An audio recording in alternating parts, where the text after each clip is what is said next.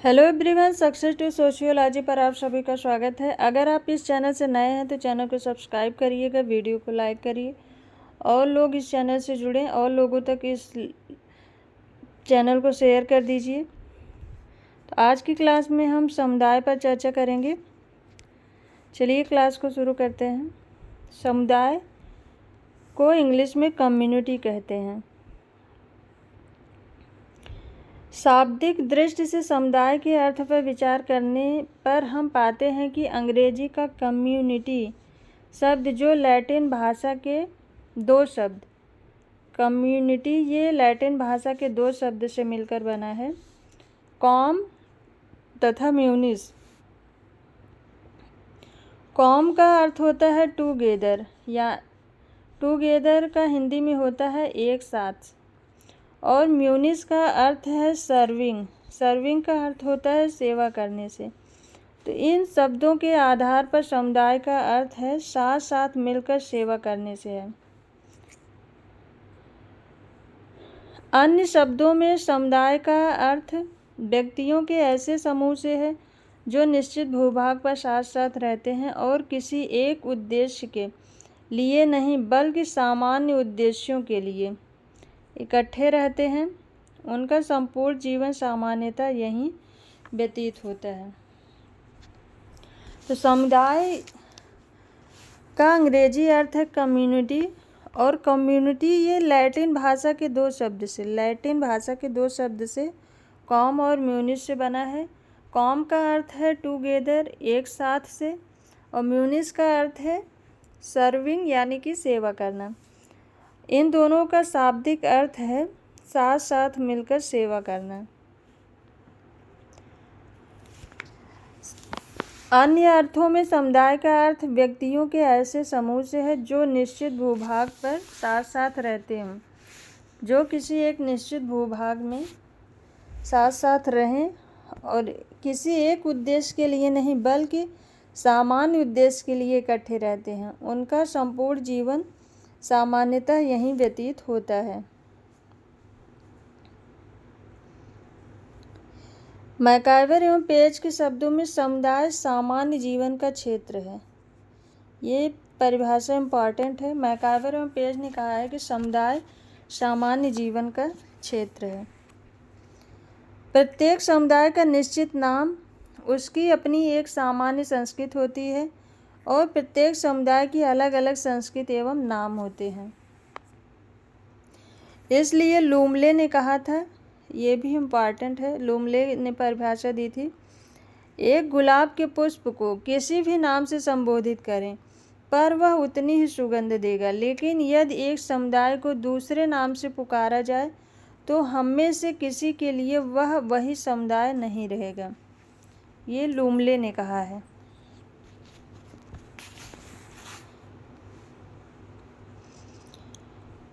समुदाय की परिभाषाएं। मैकाइवर एवं पेज के अनुसार एक समुदाय सामाजिक जीवन का वह क्षेत्र है। एक समुदाय सामाजिक जीवन का वह क्षेत्र है जिसे सामाजिक संबद्धता की, इनकी परिभाषा में ये कीवर्ड है, सामाजिक संबद्धता की मात्रा द्वारा पहचाना जाता है। यह परिभाषा मैकाइवर एवं पेज की है और ये परिभाषा इन्होंने अपनी पुस्तक सोसाइटी में दी थी। आगे है किंग्सले डेविस के अनुसार, समुदाय सबसे छोटा ऐसा क्षेत्रीय समूह है जिसमें सामाजिक जीवन के समस्त पहलू। किंग्सले डेविस की परिभाषा का कीवर्ड है सामाजिक जीवन के समस्त पहलू जिसमें समाहित हो जाएं वह समुदाय है, और ये परिभाषा इन्होंने अपने पुस्तक ह्यूमन सोसाइटी में दी थी।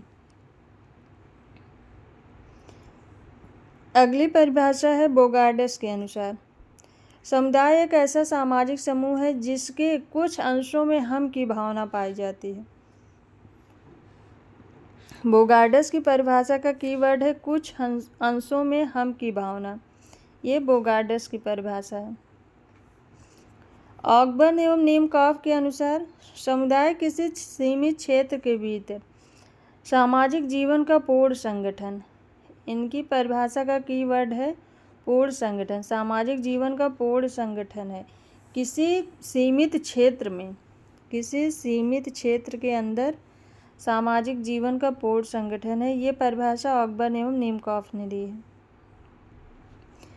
अगले है ग्रीन के अनुसार। ग्रीन ने परिभाषा दी है, वह समाज जो किसी निश्चित भौगोलिक क्षेत्र पर रहता है समुदाय कहलाता है। ग्रीन ने कहा है कि जो एक ऐसा समाज जो किसी निश्चित भौगोलिक क्षेत्र या स्थान में रहता है समुदाय कहलाता है। अगली परिभाषा है किम्बॉल यंग के अनुसार। समुदाय वह समूह है जो एक संस्कृति के अधीन एक क्षेत्र में रहता है और प्रमुख क्रियाओं के लिए सामान्य भौगोलिक क्षेत्र में एक संस्कृति के अधीन एक क्षेत्र में रहता है और प्रमुख क्रियाओं के लिए सामान्य भौगोलिक क्षेत्र में रहता है। ये परिभाषा किम्बॉल यंग ने दी है। अगली परिभाषा लुंडबर्ग ने दी है। इनके अनुसार इनकी परिभाषा में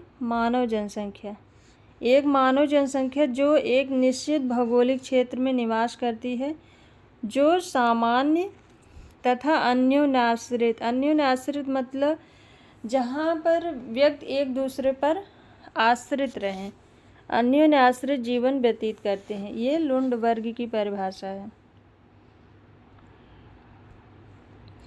उपर्युक्त परिभाषाओं से स्पष्ट है कि समुदाय सामान्य सामाजिक जीवन में भागीदार लोगों का एक ऐसा समूह है जो किसी निश्चित भौगोलिक क्षेत्र में निवास करता है और जिसमें हम की भावना या सामुदायिक भावना पाई जाती है। समुदाय सामान्य सामाजिक जीवन में भागीदार लोगों का एक ऐसा समूह है जो किसी निश्चित भौगोलिक क्षेत्र में निवास करता है और जिसमें हम की भावना या सामुदायिक भावना पाई जाती है। समुदाय के आधार एवं विशेषताएं। तो विभिन्न परिभाषाओं के आधार पर समुदाय की निम्नलिखित विशेषताएं प्रकट होती हैं, जिसमें पहला है व्यक्तियों का समूह, ग्रुप ऑफ इंडिविजुअल। व्यक्तियों का समूह, ग्रुप ऑफ इंडिविजुअल। किसी समुदाय के निर्माण के लिए व्यक्तियों का समूह ये प्रथम आवश्यकता है। किसी समुदाय के निर्माण के लिए व्यक्तियों का समूह ये सबसे पहली आवश्यकता है। व्यक्तियों के बिना न तो सामान्य सामाजिक जीवन की कल्पना की जा सकती है और न ही सामुदायिक भावना की। अतः व्यक्तियों का समूह समुदाय के निर्माण के लिए प्रथम प्रमुख आधार है। तुलनात्मक दृष्टि से यह एक बड़ा सामाजिक समूह है।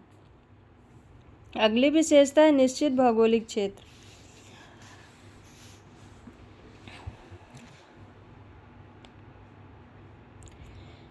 निश्चित भौगोलिक क्षेत्र तो किसी समुदाय के लिए एक निश्चित भौगोलिक क्षेत्र का होना भी बहुत आवश्यक है।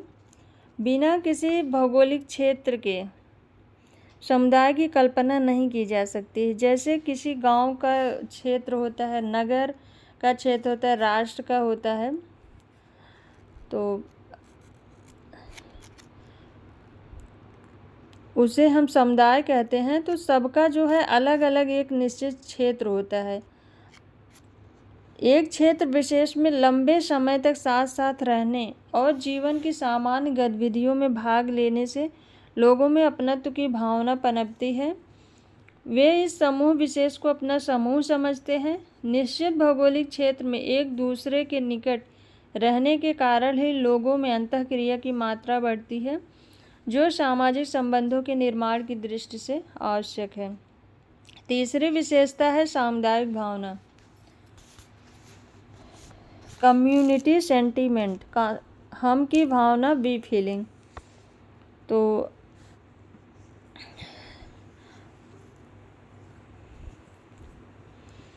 सामुदायिक भावना को हम की भावना भी कहते हैं। समुदाय निर्माण के लिए सामुदायिक भावना का होना बहुत ही अत्यंत आवश्यक है। सामुदायिक भावना का तात्पर्य है कि हम सब एक हैं, यह हमारा समुदाय है। यह अन्य समुदायों से भिन्न है और इसमें सुख दुख में हम सभी समान रूप से भागीदार होंगे। हम सभी सब व्यक्ति जो है ये दृढ़ता के साथ एक दूसरे से बंधे रहेंगे। तो ये सामुदायिक भावना है। सामुदायिक भावना के अंतर्गत 3 बातें पाई जाती हैं। हम की भावना की अभिव्यक्ति, पहला है हम की भावना की अभिव्यक्ति, दूसरा है योगदान या दायित्व निर्वाह की भावना और तीसरा है निर्भरता की भावना। सामुदायिक भावना में ये 3 तत्व पाए जाते हैं, 3 बातें। हम की भावना की अभिव्यक्ति, योगदान या दायित्व निर्वाह की भावना, निर्भरता की भावना। अगली विशेषता है स्वतः विकास। तो समुदाय का निर्माण कुछ लोगों के द्वारा जानबूझकर या नियोजित तरीके से नहीं किया जाता है। इसका जो है समय के साथ साथ समुदाय का विकास स्वतः ही होता है। जब कुछ लोग किसी स्थान विशेष में रहने लगते हैं, धीरे धीरे उनके अंदर हम की भावना विकसित होती है और वे वहाँ रहने वाले सभी लोगों के समूह को अपना समूह समझने लगते हैं, तो वो समुदाय का रूप धारण कर लेते हैं। इसका विकास स्वतः होता है, समुदाय का विकास स्वतः होता है। अगली विशेषता है अस्थायीपन। समुदाय में अस्थायित्व पाया जाता है।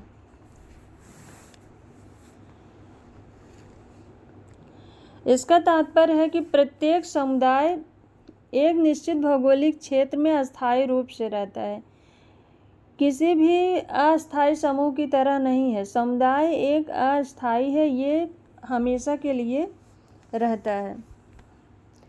अगली विशेषता है विशिष्ट नाम। तो हर समुदाय का कोई न कोई एक नाम होता है, उसी नाम से हम उस समुदाय को जानते हैं। तो इसका एक विशिष्ट नाम भी होता है। जैसे हम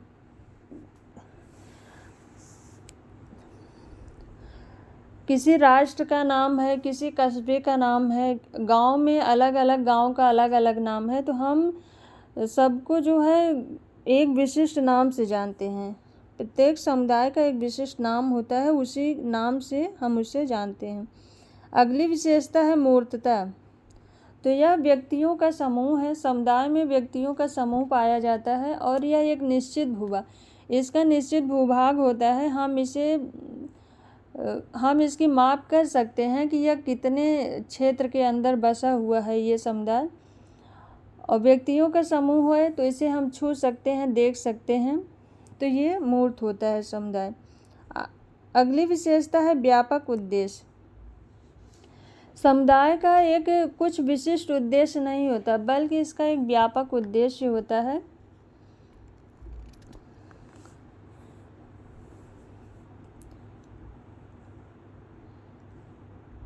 अगली विशेषता है सामान्य जीवन। तो समुदाय का विकास ये जो है कुछ रीति रिवाजों, परंपराओं, विश्वास, उत्सव, त्योहार, संस्कार, इन सब समुदाय में ये सब पाए जाते हैं। तो इसमें जो है सामान्य जीवन, इसमें रहने वाले जो व्यक्ति होते हैं, एक समुदाय के अंदर जो रहने वाले व्यक्ति होते हैं, ये एक सामान्य जीवन बिताते हैं। अगली विशेषता है सामान्य नियम व्यवस्था। जिन्स वर्ग ने नियमों की सामान्य व्यवस्था को समुदाय की एक महत्वपूर्ण विशेषता माना है। सामान्य नियमों के माध्यम से लोगों के व्यवहार को निर्देशित किया जाता है, उन पर नियंत्रण रखा जाता है। सामान्य नियमों से निर्देशित होने के कारण ही एक समुदाय विशेष के लोगों के व्यवहारों में बहुत कुछ समानता देखने को मिलती है। जिन्स समुदाय निर्माण के लिए जिन्स वर्ग ने नियमों की सामान्य व्यवस्था को बहुत ही महत्वपूर्ण माना था। अगली विशेषता है आत्मनिर्भरता। तो समुदाय में रहने वाला जो समूह, एक समुदाय के अंदर जो समूह होता है, तो वो आत्मनिर्भर होते हैं, वो एक दूसरे पर निर्भर होते हैं। वो अपनी परेशानियों को एक दूसरे से बांट देते हैं। समुदाय में होता यह है कि जो जिस चीज़ में जो माहिर रहता है, जिस चीज़ में जिसकी योग्यता रहती है, तो वो एक दूसरे की मदद करते रहते हैं, तो समुदाय में आत्मनिर्भरता की भावना भी पाई जाती है। अगली विशेषता है अनिवार्य सदस्यता। समुदाय की अनिवार्य सदस्यता होता है, हम जिस समुदाय में जन्म लेते हैं, मृत्यु पर्यंत तक हम उस समुदाय के सदस्य रहते हैं। तो इसमें ऐच्छिक सदस्यता नहीं होती है, इसकी अनिवार्य सदस्यता होती है।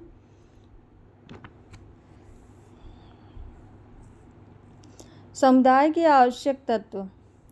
मैकाइवर एवं पेज ने समुदाय के 2 तत्व बताए हैं, स्थानीय क्षेत्र और सामुदायिक भावना। ये 2 तत्व मैकाइवर एवं पेज ने बताए हैं। बोगार्डस ने समुदाय के 3 तत्व बताए हैं, निश्चित भूभाग, सामाजिक समूह, हम की भावना।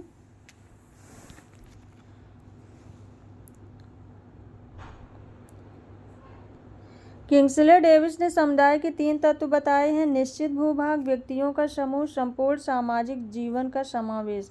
ये किंग्सले डेविस ने बताए हैं। किंग्सले डेविस ने 3 तत्व बताए हैं, निश्चित भूभाग, व्यक्तियों का समूह, संपूर्ण सामाजिक जीवन का समावेश। जॉनसन ने समुदाय निर्माण के 3 तत्व बताए हैं, विशिष्ट भौगोलिक क्षेत्र। ये सभी इम्पॉर्टेंट है, परीक्षा में पूछे जाएंगे, किसी न किसी का जरूर इसमें, चाहे मैकाइवर का पूछ ले या बोगार्डस का, किंग्सले, एक तो जरूर पूछा जाएगा कोई न कोई। तो आप इसे नोट कर लीजिएगा अपने नोट्स में और इसे अच्छे से याद करिए। जॉनसन ने 3 तत्व बताए हैं, विशिष्ट भौगोलिक क्षेत्र, मानव समूह, हम की भावना। ये जॉनसन ने बताया है। अब हम समुदाय के प्रकार के बारे में जानें। किसने समुदाय के प्रकार के बारे में क्या कहा है, कितने प्रकार बताए? मैकाइवर एवं पेज ने 3 प्रकार बताए हैं समुदाय के, ग्रामीण समुदाय, नगरीय समुदाय, क्षेत्रीय समुदाय।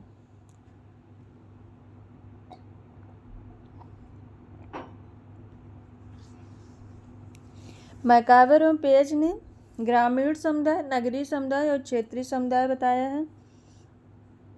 रॉबर्ट रेडफील्ड ने समुदाय के 2 प्रकार बताए, लघु समुदाय और बृहद समुदाय। किंग्सले डेविस ने समुदाय के 4 प्रकार बताए हैं, आदिम समुदाय, सभ्य समुदाय, ग्रामीण समुदाय, नगरीय समुदाय।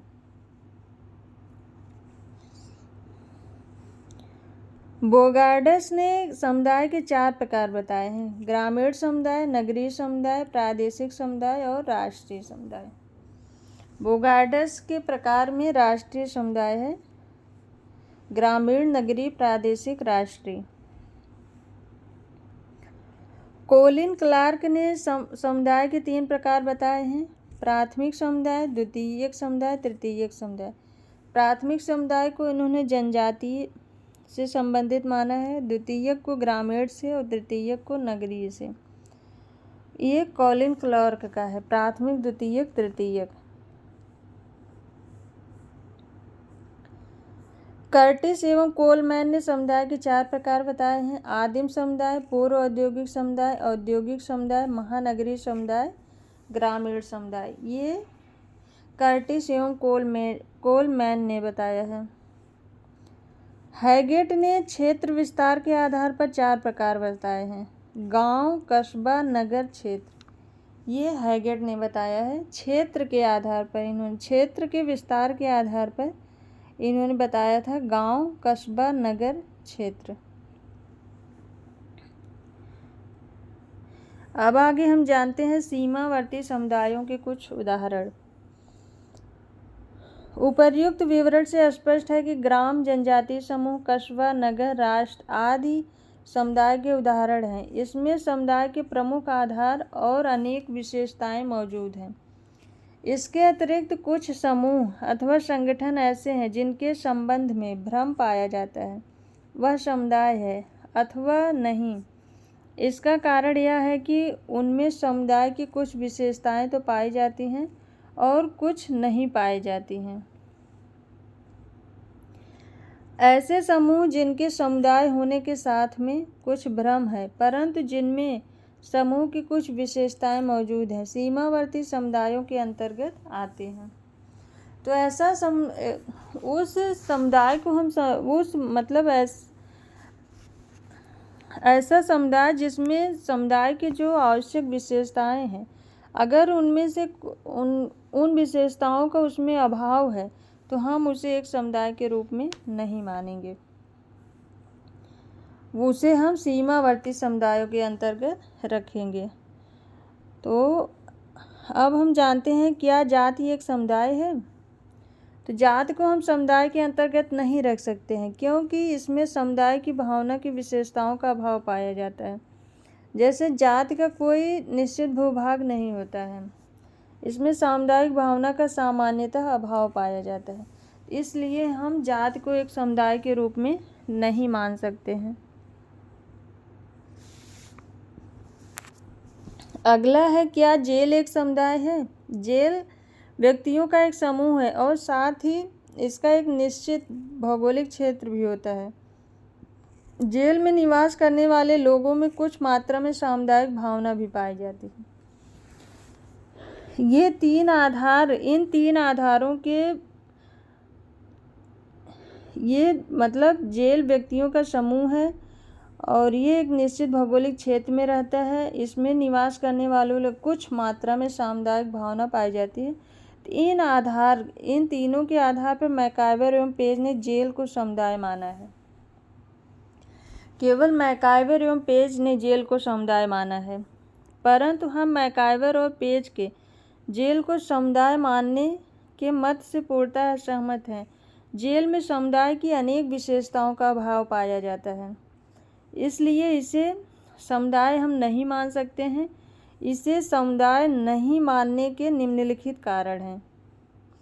जेल को हम समुदाय नहीं मानते हैं तो उसके कारण भी हैं। पहला कारण है, जेल के कैदियों में हम की भावना का अभाव पाया जाता है। दूसरा कारण है, जेल के सभी लोग सामान्य जीवन में भागीदार नहीं होते हैं। तीसरा कारण है, व्यक्ति के जीवन के लिए सभी पक्ष जेल में अभिव्यक्ति प्राप्त नहीं कर सकते हैं और जेल का स्वतः विकास भी नहीं होता है। जेल में समुदाय के स्थान पर समुदाय के समान अस्थायित्व का भी अभाव पाया जाता है। तो जेल में हम की भावना का अभाव होता है। ये सामान्य जीवन में भाग नहीं लेते हैं।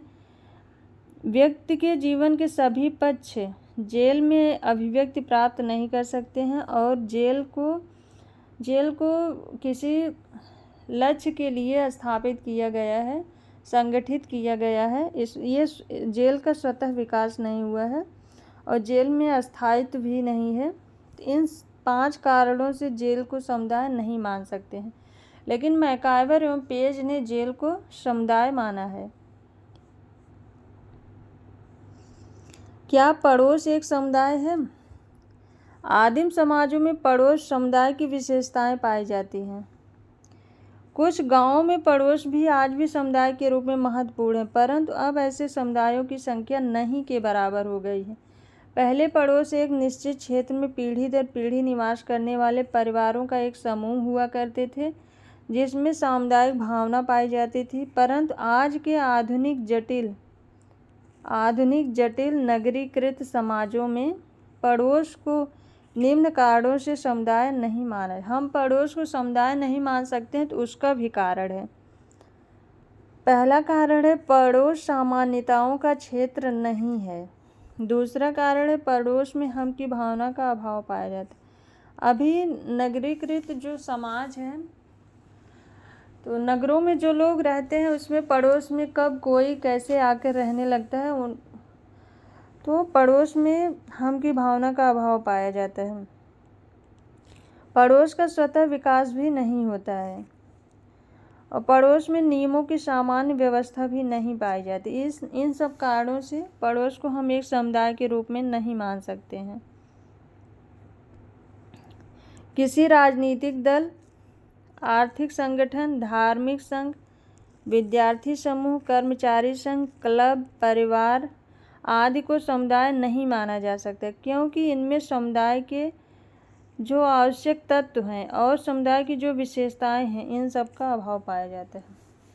राजनीतिक दल, आर्थिक संगठन, धार्मिक संघ, विद्यार्थी समूह, कर्मचारी संघ, क्लब, परिवार, ये सब समुदाय के अंतर्गत नहीं आते हैं। इसका कारण ये है कि इनमें समुदाय के आवश्यक तत्व और विशेषताओं का अभाव पाया जाता है। तो आज की ये क्लास बस यहीं तक। आई होप आप सबको ये क्लास पसंद आए, और क्लास पसंद आए तो वीडियो को लाइक करिएगा, चैनल को सब्सक्राइब करिए और लोगों तक इस चैनल को शेयर भी कर दीजिएगा। Thank you.